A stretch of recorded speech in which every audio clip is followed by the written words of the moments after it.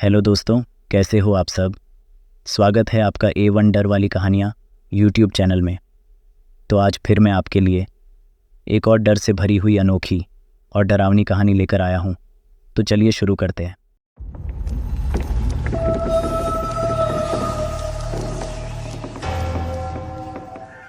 ये कहानी हिमाचल विश्वविद्यालय के कॉलेज कैंपस में हुई घटना के बारे में है। मानो या ना मानो, लेकिन इस विश्वविद्यालय में मुझे भूत प्रेत होने के कई सारे किस्से सुनने को मिल रहे हैं। ऐसी ही एक घटना के बारे में मैं आज आपको बताता हूँ। कॉलेज हॉस्टल के रूम नंबर 109 के एक छात्र राहुल बताते हैं कि कुछ दिन पहले एक रात को जब मैं सो रहा था तो अचानक ज़ोर ज़ोर से भयानक आवाज़ें सुनाई देने लगी और उसी आवाज़ के कारण मैं जाग उठा और मैंने अपने चारों ओर देखा, लेकिन कुछ नहीं था। मुझे लगा कि हवा के कारण खिड़की या दरवाज़ा आवाज़ कर रहे हैं। वहीं पर मुझे रूम में किसी के चलने की आवाज़ सुनाई दी और साथ में ये भी महसूस हुआ कि कोई अपने नाखून खिड़की पे घिस रहा है। जब मैंने दूसरे दिन इस बात की जांच करवाई तो मालूम पड़ा कि 7 साल पहले एक छात्र अर्जुन ने आत्महत्या की थी और तब से लेकर आज तक उसकी आत्मा इसी रूम में घूम रही है। जो भी इस कमरे में रहता है उसको रात को ऐसी ही रोने की आवाज़ें सुनाई देती हैं और फिर सुबह उस इंसान की लाश लटकी हुई मिलती है। इस बात की पुष्टि कई छात्रों ने की है। ऐसी ही एक दूसरी घटना, ये घटना सन 1995 की उस हॉस्टल की है और ये बात की जानकारी उसी कॉलेज के एक ग्रुप ने बताई थी। राहुल करके एक विद्यार्थी था। उसने एक कुत्ते को अपने रूम में पाल रखा था, लेकिन कुछ कारण से उस कुत्ते की मौत हो गई। राहुल उस कुत्ते को लेकर पास के जंगल में दफनाने के लिए गया, या वापस आकर अपने रूम में सो गया, या फिर कभी उठा ही नहीं। राहुल की मौत कैसे हुई वो आज भी एक रहस्य है। ऐसी ही रहस्यमयी घटना के कारण उस कॉलेज के छात्रों में डर बैठ गया है और ऐसी ही सत्य घटनाएं उस कॉलेज में बार बार होती रहती हैं। विश्वविद्यालय के दक्षिण दिशा की ओर करीबन 1 किलोमीटर दूर एक लेडीज़ कॉलेज है। कुछ समय पहले कॉलेज की एक स्टूडेंट माया मजाक मजाक में आत्माओं को बुलाती है। सिक्के के जरिए वो आत्मा आ तो जाती है, लेकिन 2-3 दिन तक वो आत्मा रूम से बाहर निकलने का नाम नहीं लेती। माया के कारण वो आत्मा कई छात्रों को परेशान करती है। बाद में माया उस आत्मा से माफ़ी मांगती है कि वो वहाँ से चली जाए। माफ़ी मांगने के 2 दिन बाद वो आत्मा वहीं से खुद वापस चली जाती है, लेकिन माया की हरकत के कारण उसे कॉलेज से निकाल दिया जाता है। ऐसे ही जो लोग रात को देर तक पढ़ाई करते हैं उसे कभी ना कभी भूतों का सामना करना ही पड़ता है। उन सभी को ऐसी ही अदृश्य शक्ति के होने का एहसास होता है। राकेश एक मल्टीनेशनल कंपनी में ब्रांच मैनेजर की जॉब करता था। एक दिन राकेश ऑफिस से घर जाने के लिए लेट हो गया था। सर्दी का मौसम होने के कारण रात भी जल्दी हो गई थी। ठंड भी बहुत शुरू हो चुकी थी। रास्ते में चलते चलते राकेश को अचानक एक आवाज़ सुनाई दी, रुक जाओ। राकेश वहीं पर ही रुक गया और पीछे मुड़ के देखा, लेकिन पीछे कोई नहीं था।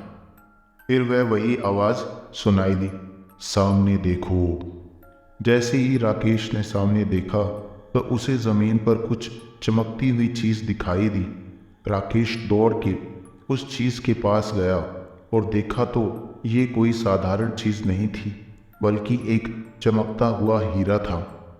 उसने वह हीरा अपने हाथ में लिया। उसकी चमक देखकर राकेश की खुशी का पार न रहा, लेकिन राकेश को कहाँ पता था कि ये कोई साधारण नहीं बल्कि एक मायावी हीरा है। अचानक उस हीरे में से आवाज आई, अगर तुम्हें और हीरे चाहिए तो इस जमीन को खोदो। इस जमीन के नीचे बहुत सारे हीरे हैं। राकेश खुश हो गया। उसने उस हीरे को अपनी जेब में डाला और जमीन खोदना शुरू किया। करीबन 3 फीट खोदने के बाद अचानक राकेश डर के मारे चिल्लाने लगा। इसके कारण उसका संतुलन खो गया और जमीन पर गिर पड़ा, क्योंकि उस गड्ढे में से हीरे मोती नहीं बल्कि किसी इंसान का कटा हुआ सर मिला। अचानक वह सर हवा में उड़ने लगा और बोला, डरो मत, मैं तुम्हें कोई हानि नहीं पहुंचाऊंगा। मैं तुम्हें बहुत सारे हीरे जवाहरात भी दूंगा। बस मेरी बात ध्यान से सुनो। मैं जहां जाता हूं वहां मेरे पीछे आओ। फिर वह सिर हवा में उड़ा और जंगल की ओर बढ़ने लगा। करीबन 1 किलोमीटर चलने के बाद वह सिर रुक गया। राकेश भी रुक गया। फिर उस सिर ने राकेश से कहा, इस जमीन के भीतर बहुत सारे हीरे मोती जवाहरात छिपे हुए हैं। इस जमीन पे खोद काम शुरू करो। राकेश खुश हो गया और उस जमीन को खोदना शुरू कर दिया। खोदते खोदते उस जमीन के नीचे हीरा मोती तो नहीं बल्कि उस सिर का कटा हुआ धड़ मिला। उस सर ने कहा, अब तुम्हें एक आखिरी काम करना है, इसके बाद मैं तुम्हें माला माल कर दूंगा। तुम्हें कहीं से भी 1 लोटा खून लाना होगा। राकेश ने बोला, 1 लोटा खून? पर मैं 1 लोटा खून कहाँ से लाऊंगा? उस सिर ने कहा, चलो मेरे साथ। वो डरावना चेहरा राकेश को साथ लेकर थोड़ी दूरी पे गया। वहां उसे एक इंसान को जाते हुए दिखा। वो सिर बोला, उस इंसान को मारकर उसका खून ले आओ।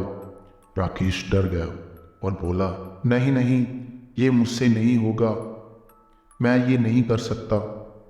अगर तुमने ये काम नहीं किया तो मैं तुम्हें बहुत बड़ी मुसीबत में डाल दूंगा, फिर तुम्हारी पूरी जिंदगी नर्क बन जाएगी। राकेश ने हाथ जोड़कर उससे कहा, मुझे माफ़ कर दो। अगर मैंने इसे मारा तो मुझे पुलिस गिरफ्तार कर लेगी और मुझे जेल जाना पड़ेगा। उस सिर ने अपने तंत्र मंत्र की शक्ति से एक छुरी और लोटा प्रकट किया और गुस्से से बोला, अगर तू मेरा ये काम नहीं करेगा तो मैं तुम्हारे पूरे परिवार को मौत के घाट उतार दूंगा। राकेश ने मजबूरी में आकर उस आदमी को मार डाला और उसका खून लेकर उस सिर के पास गया। वो सिर खून को देखकर बहुत ही खुश हुआ और बोला, ये खून मेरे शरीर पर डाल दे।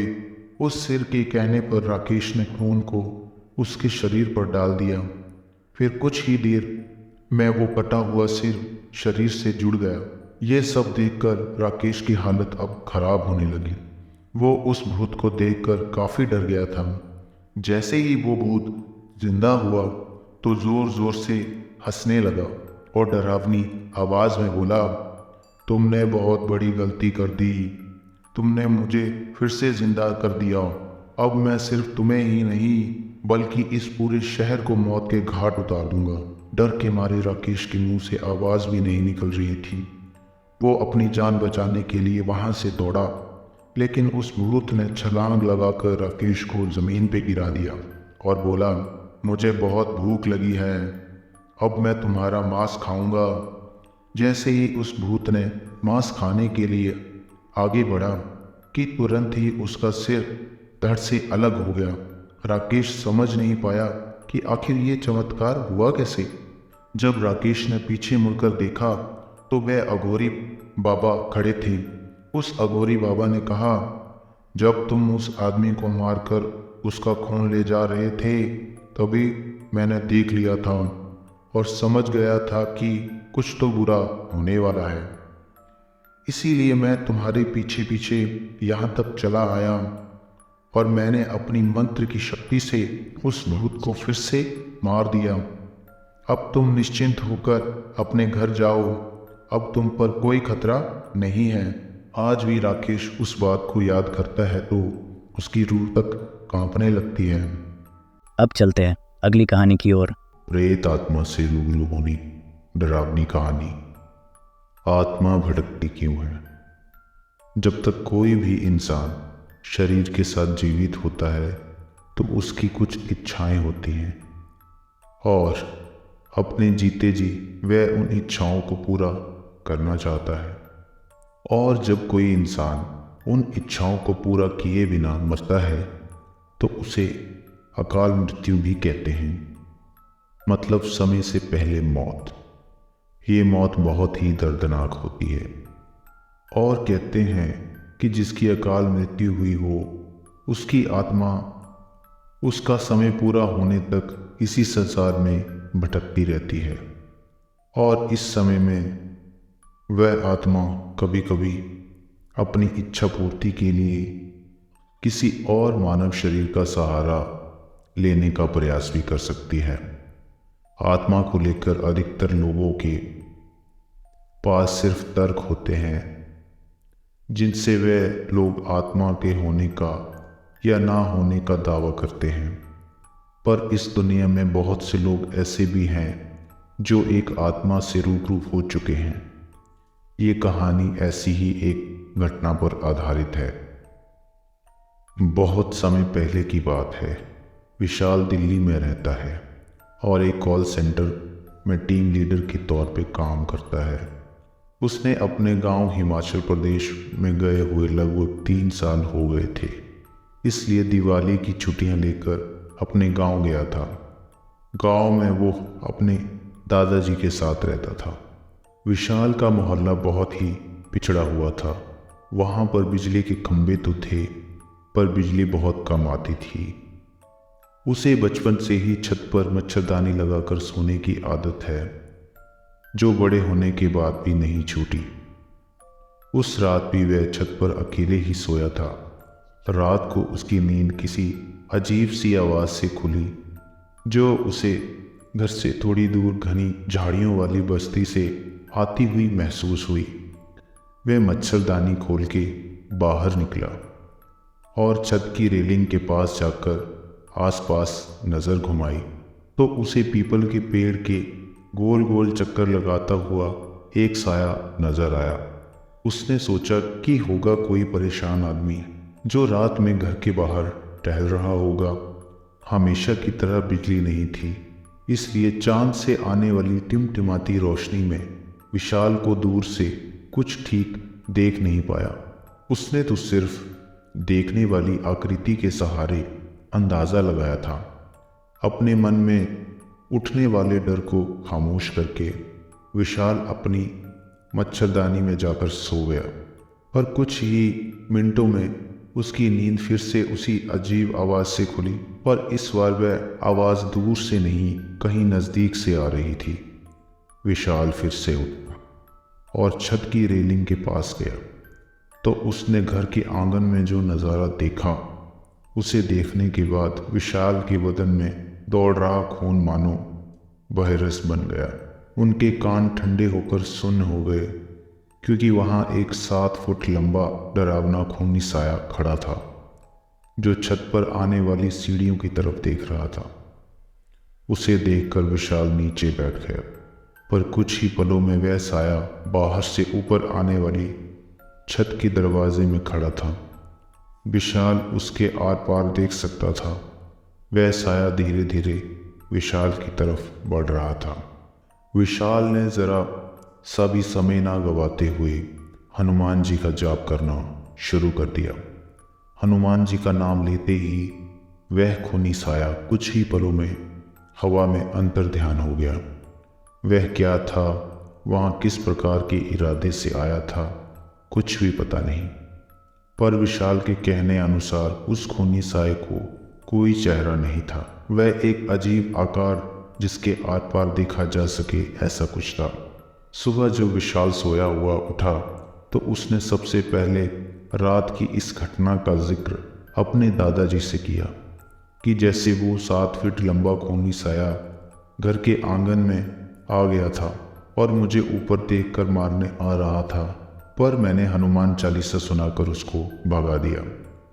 तब दादाजी ने कहा कि वो कोई और नहीं, हमारे गांव का मुखिया है जो अकाल मृत्यु की वजह से मर गया था। उसकी मौत कैसे हुई थी ये आज तक किसी को भी नहीं पता चल पाया। सब कहते थे कि उसने शिकार करते समय एक डायन के बच्चे को गोली मारकर उसकी हत्या कर दी थी। तब उस डायन ने इस गांव में बहुत आतंक मचाया था। पूरे इलाके के लोगों ने उस डायन से बचने के लिए रक्षा कवच घेरा बनवाया था कि पूरा गांव सुरक्षित रहे। पर मुखिया बहुत ही नास्तिक था। उसने सुरक्षा घेरा तोड़ डायन को मारने अकेला ही निकल गया। फिर बाद में उसकी लाश पीपल के पेड़ से लटकी हुई मिली थी। उसका पूरा परिवार भी किसी बीमारी की वजह से मर गया और वह तो प्रेत आत्मा बनकर उसी पीपल के पेड़ के चक्कर लगाता रहता है। तुम कभी भी उस पीपल के पेड़ के पास मत जाना, इसी में तुम्हारी भलाई है। उस दिन के बाद मैंने कभी उसको नहीं देखा और ना ही देखना चाहता हूँ।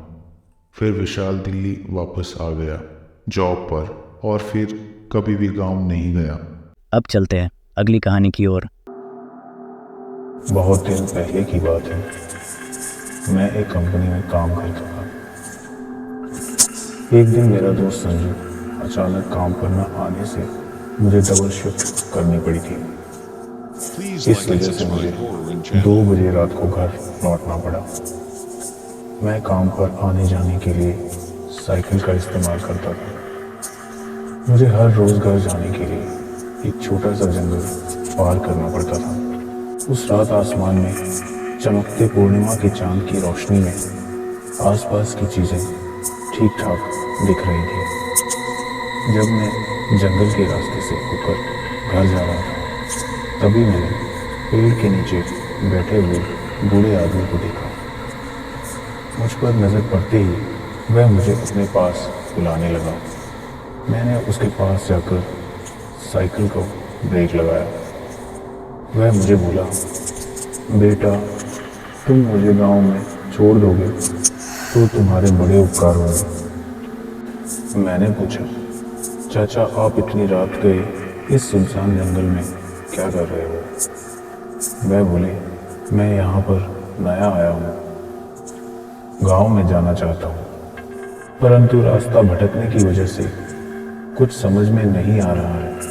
मैंने उस रहस्यमय बूढ़े को साइकिल की पिछली सीट पर बिठा लिया और गांव की ओर चल दिया। कुछ देर तक साइकिल पर बैठा बुजुर्ग व्यक्ति कुछ बोल नहीं रहा था, तो मैंने ही पूछ लिया, चाचा आपने अपना नाम नहीं बताया। वह बोले, मेरा नाम है श्यामलाल मतवाला। नाम बताते वक्त उसकी आवाज़ किसी जवान मर्द की तरह भारी सुनाई दी, पर मैंने उस पर कुछ ध्यान नहीं दिया। फिर घर जाने की जल्दी में मैंने साइकिल की गति बढ़ा दी थी, पर अचानक मुझे साइकिल के पैडल मारना बहुत मुश्किल होने लगा। जैसे कि साइकिल पर 2 नहीं बल्कि 4 आदमी बैठे हैं। अचानक बढ़ने वाले वजन की वजह से मुझे थकावट महसूस होने लगी। मैं बस साइकिल रोक ही रहा था कि साइकिल फिर से हल्की हो गई, मानो साइकिल पर मौजूद सारा वजन हवा में उड़ गया हो।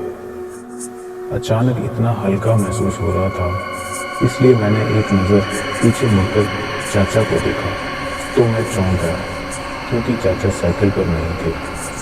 तो अचानक कहाँ गायब हो गए। ये सोच कर मुझे डर लगने लगा, क्योंकि अगर वो कहीं रास्ते में या किसी गड्ढे में गिर गए होंगे तो मेरे लिए मुसीबत हो जाएगी। इसलिए मैंने साइकिल यू टर्न मार के घुमा ली और हर मुमकिन जगह देखा, पर मुझे वह कहीं भी नहीं दिखे। लेकिन वापस आते मुझे दूर से ही दिखा कि एक बड़े से बरगद के पेड़ के नीचे कोई आदमी घुटनों में सिर छुपाकर बैठा है। मैंने उसे दूर से ही आवाज़ दी, श्यामलाल चाचा आप हो क्या वहाँ पर? पर मुझे उस आदमी ने ना कोई हलचल दिखी और ना कोई जवाब मिला। तो मैंने साइकिल वहीं छोड़कर नज़दीक जाकर देखने का फैसला किया। फिर जब मैं उस बरगद के नज़दीक पहुंचा तो मुझे अचानक से खून जमाने वाली ठंड ने घेर लिया। मानो कोई इशारा हो कि यहाँ से भाग जाओ। उस आदमी को उसके कपड़ों से मैंने पहचान लिया था कि वह श्यामलाल चाचा ही हैं। फिर मैंने चाचा से पूछा, आप साइकिल से कब उतरे? मुझे बताना चाहिए था ना। चलिए मैं आपको घर छोड़ देता हूँ। मेरे इतना कहने के बावजूद भी चाचा ने तिल के बराबर भी हलचल नहीं की। वो बस मुंडी को घुटनों के बीच झुका के बैठे रहे। मुझे अब डर लगने लगा था और ऊपर से वहाँ पर ठंड भी थी। कहीं चाचा का राम नाम सत्य ना हो गया हो। फिर उन्हें उठाने के लिए मैं धीरे धीरे उनके नज़दीक गया। तभी मुझे अचानक सड़े हुए मांस जैसी गंदी बदबू आने लगी, मानो कोई लाश वहाँ बहुत दिनों से सड़ रही है। फिर भी सांस को रोककर मैंने चाचा के कंधे पे हाथ रख दिया। उस वक्त उस छोटे से स्पर्श से मुझे जो महसूस हुआ, उससे मेरे बदन में कपकपी दौड़ गई, जिससे मैं वहाँ से थोड़ा दूर जाकर खड़ा हो गया, क्योंकि चाचा का शरीर बिल्कुल किसी बर्फ की तरह ठंडा पड़ गया था। मैं उनकी तरफ डर से भरी निगाहों से देख रहा था। तभी उनमें मुझे हलचल नजर आई। उसके बाद जो भयंकर चीज़ मेरी आंखों के सामने खड़ी थी, उसे देखकर मेरे मुंह से निकलने वाली चीख ने जंगल के सन्नाटे को चीर के रख दिया, क्योंकि श्यामलाल चाचा का सिर अब उनके कंधों पर नहीं, उनके हाथों में था। उनका धड़ उनकी कटी मुंडी को हाथ में लिए खड़ा था। उसके बाद मैं वहां से किसी शिकारी से डरे हुए खरगोश की तरह भागा। फिर उस प्रेत ने अपना कटा हुआ सिर हाथों में लेकर मेरा पीछा करने लगा। मैं तुरंत साइकिल पर बैठा और पूरी जान लगा के पैडल मारने लगा।